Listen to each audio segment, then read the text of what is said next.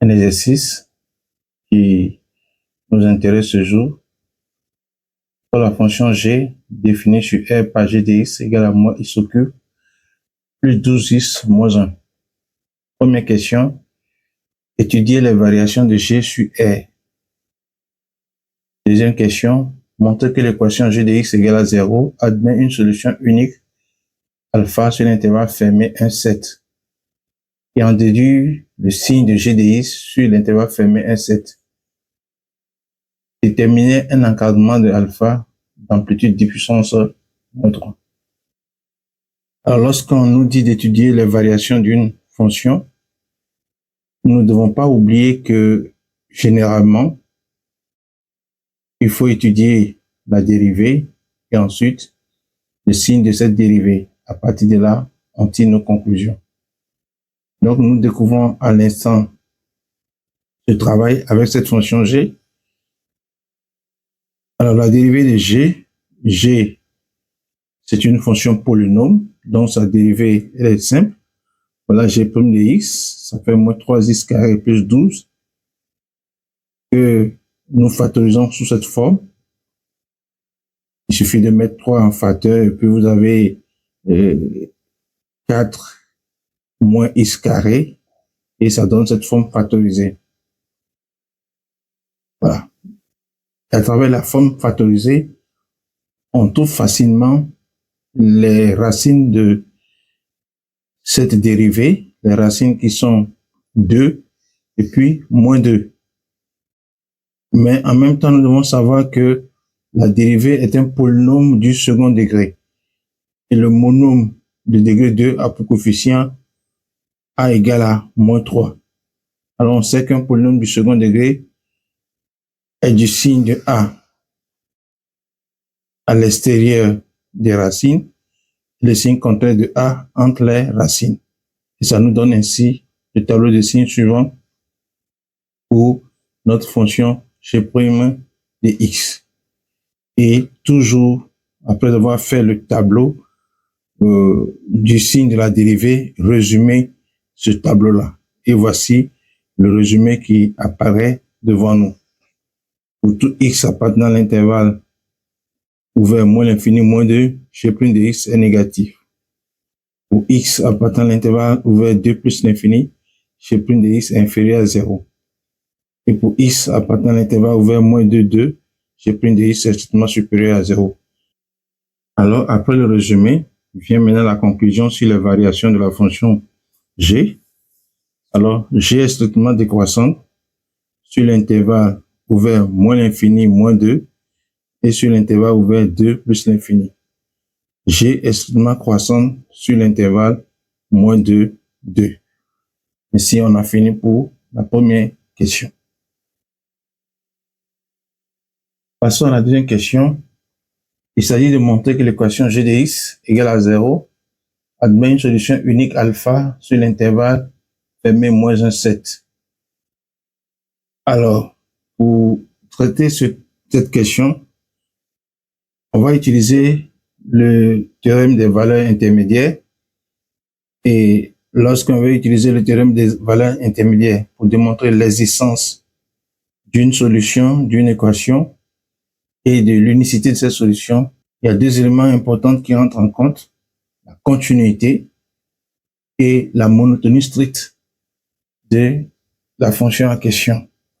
Alors ainsi, lorsque nous parlons de continuité de g sur l'intervalle 1, 7, vous savez, g tel que ça a été défini au départ, c'est un polynôme de degré 3. Et on sait que tout polynôme est continu sur R. Et sa restriction à l'intervalle 1, 7 est aussi continue sur l'intervalle 1, 7.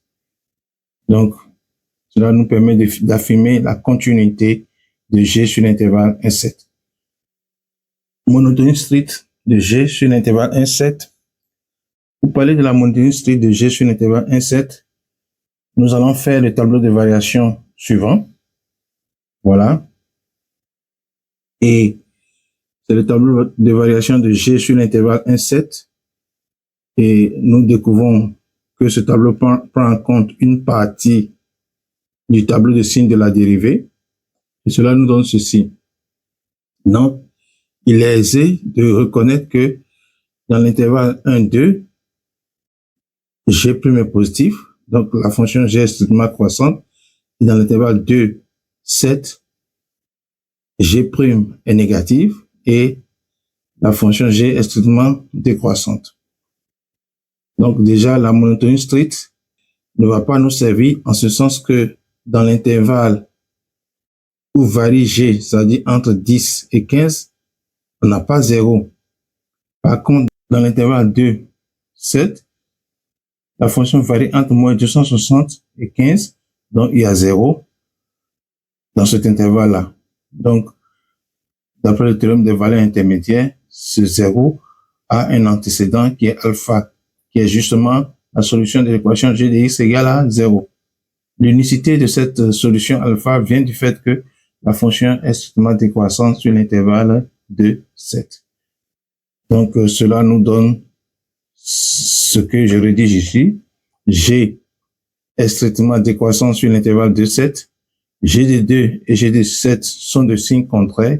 Conclusion, l'équation G de x admet une solution unique alpha sur l'intervalle 1, 7. Bien sûr, parce que l'intervalle de 7 sur lequel nous avons raisonné ici est une partie de l'intervalle 1, 7.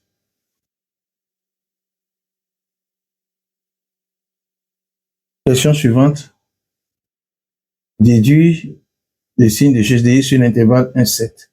Alors, les signes de G de x, nous allons reprendre le tableau de variation de tout à l'heure et nous voyons que sur ce tableau de variation, de 1 jusqu'à alpha, dans cette partie-là, de 1 jusqu'à alpha, G varie entre 0 et 15. Donc, une fonction qui varie entre 0 et 15 est une fonction positive.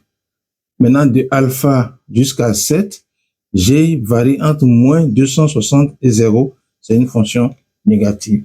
Donc, nous avons pour tout x appartenant à l'intervalle 1 alpha, G de x est strictement supérieur à 0. Et pour tout x appartenant à l'intervalle alpha 7, G de x est inférieur à 0 et G de alpha égale à 0. Alors, question suivante. On nous demande de déduire un encadrement de alpha d'amplitude 10 puissance moins 7. Alors, pour avoir cet encadrement-là, on va le faire par balayage. Et la méthode consiste à utiliser les entiers à partir de 1, 2, 3, 4 et calculer l'image de chacun de ces entiers-là. Et à chaque fois que on fait l'image, ce qui nous intéresse, c'est le signe, en fait. Et là où on trouve un élément qui est de signe contraire de l'image précédente, alors on peut conclure, on peut s'arrêter et conclure à l'existence de alpha. Ici, on trouve plus, et ici moins. Donc, cela nous permet de dire que alpha est entre 3 et 4. Voilà. Donc, ainsi, nous avons encadré alpha par deux nombres entiers consécutifs. Et nous allons maintenant faire le même travail. Donc là, 3,2, 3,3, 3,4, 3,5. À chaque fois, le signe positif et là, le signe négatif. Cela nous permet de dire que alpha est encadré par 3,4 et 3,5. Nous passons maintenant au nombre décimaux d'ordre 2. Le même travail.